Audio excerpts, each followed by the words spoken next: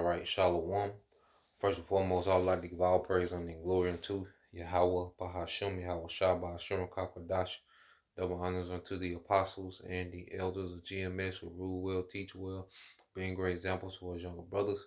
And peace and blessing, salutation, hopefully out there pushing his word in truth and in sincerity across the four winds in the name of Yahweh, Bahashem, Yahweh Shah. Pushing to get up out of here, Shalom to the hopefully the believers, the listeners who may have came back to the obedience of the scriptures to faith in Yahweh Bashem Al Shai. What I want to get into today, is dealing with, our purpose, our mission, our purpose, our mission. And just looking at Yahweh Shai as being that example. Matter of fact, I get it since I'm already in Hebrews, man. And we gonna wear it out, man. Hebrews 12:2. It said, looking unto Yahweh Shai, the author and finisher of our faith, who for the joy that was set before him endured the cross, despising the shame, and is set down at the right hand of the throne of the Most High. And we can read their precept every day, and extrapolate more understanding, as we know him being an author, the pioneer of our faith. He was their prototype of how we should be within our walk, man. And it was all based on the joy that was set before him, man.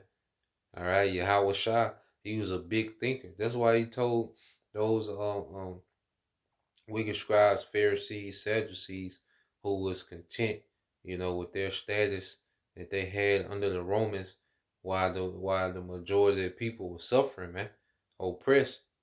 And we see the same thing today. From celebrities to athletes to these mega pastors and to Jake that's in Israel. You see Jake is content. Look how Jake moving, man. Look how Jake moving out here, man. Jake is showing you that they good, they chilling. Okay, they content. They got a below way of thinking. Yahweh Shah was a big thinker, man. And why he told them niggas, man, y'all from below. Y'all impressed with this little bullshit, man? Here it is. When we hear about the kingdom, and like Rome was famous for building with concrete. They brought the concrete to the game. Okay, that's how you know we in Rome all over again with the way, all right, Esau build today. He apartments and all these things. But when you hear about how the kingdom is going to be built up with precious stones, gold, okay, everything that we finna get is on a whole nother level. On a whole nother level.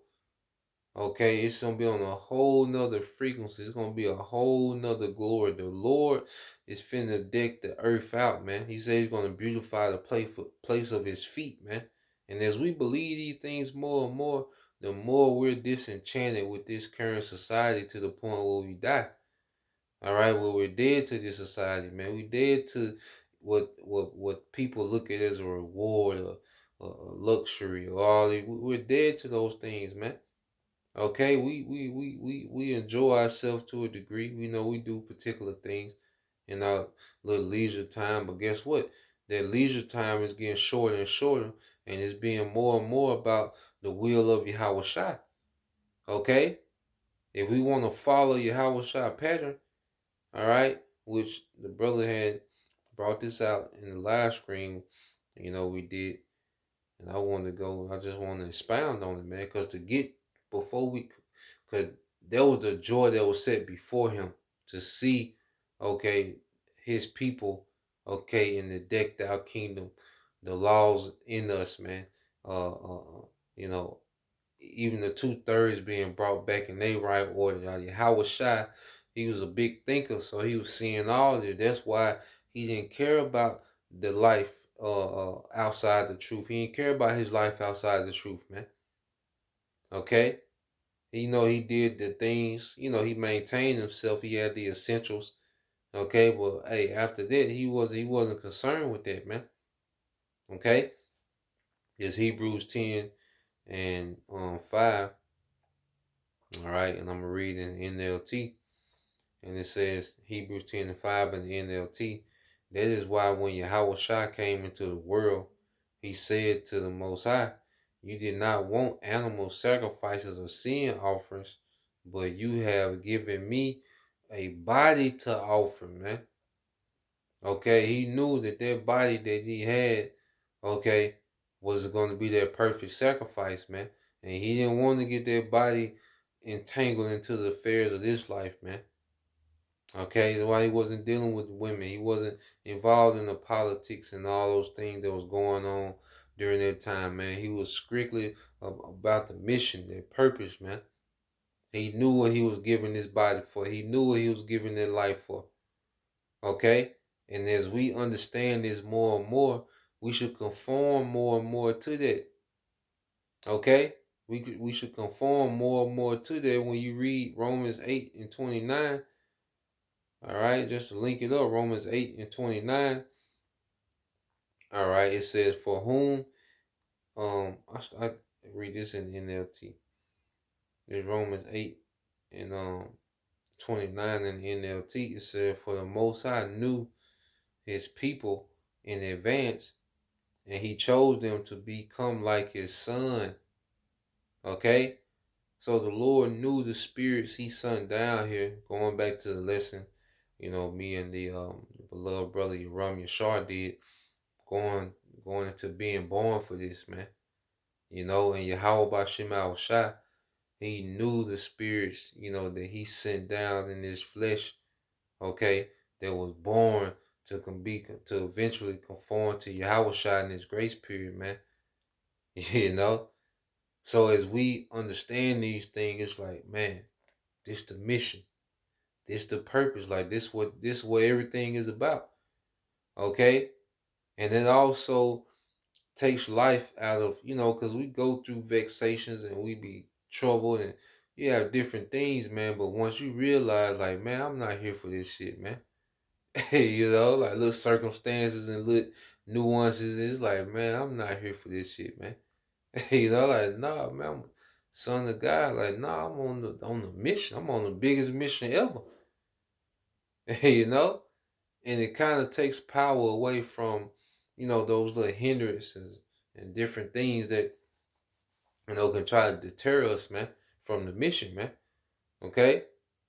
So reading on, it says, for the Most High knew his people in advance, and he chose them to become like his son, so that his son would be the firstborn among many brothers, okay? Many brethren. So he knew, all right, the Heavenly Father sent Yahweh to be an example of what we should be, being balanced in judgment, like, because going into the law, like the law, because Jake speak about the law.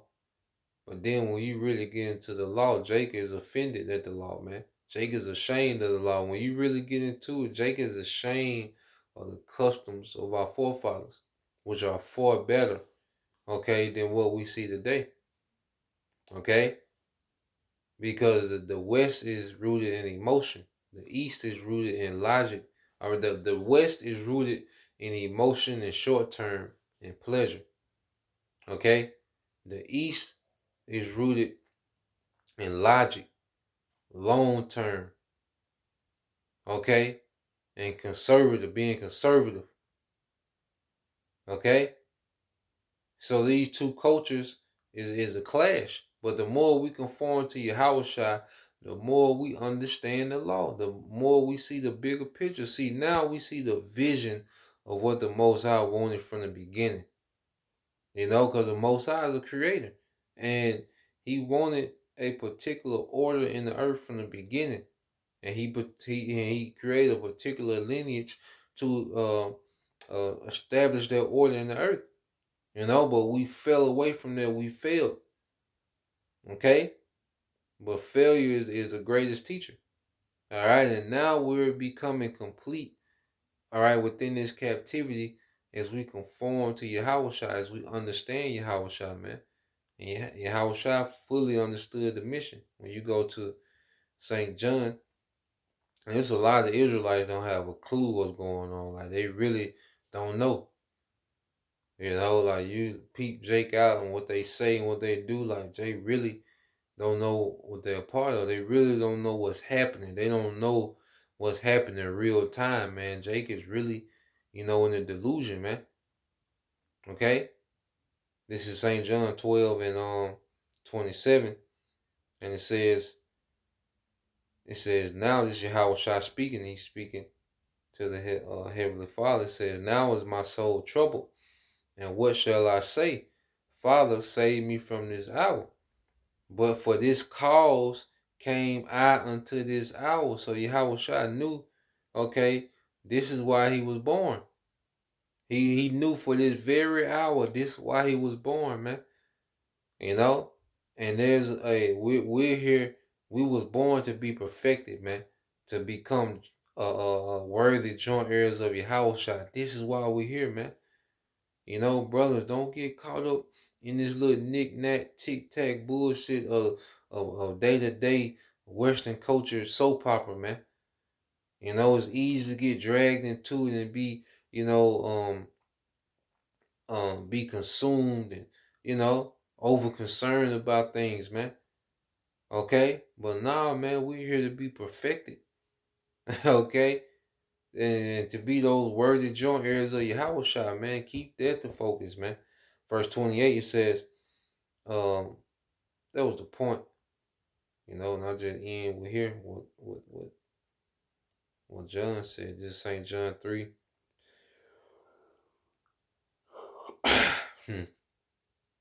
It's probably some of the heaviest, it's one of the heaviest seven word sentences in the Bible, man. St. John 3 and 30. He must increase, that he is Yahweh. Okay? But I must decrease. And that's a slogan to live by. He must increase, but I must decrease, man. Okay? We should shrink, and Yahweh should grow in us, man. We should constantly be shrinking. That old man, our desires, our wants, and our, entanglements and endeavors that we got going on, those things should shrink, and Yahweh should increase, man. Okay? And that's heavy wisdom to live by, man. Let's read in NLT. St. John 3 and 30 says, he must become greater and greater. I must become less and less. And they were speaking of the priesthood as well, going from Levi to after the order of Melchizedek under Yahweh. But individually, man, there has to be what's happening with us, man. We should be coming less and less, and Yahweh should just be coming greater and greater in our day to day, man. So Lord will, you brothers, all right, and you sisters edified. Till next time I say shalom.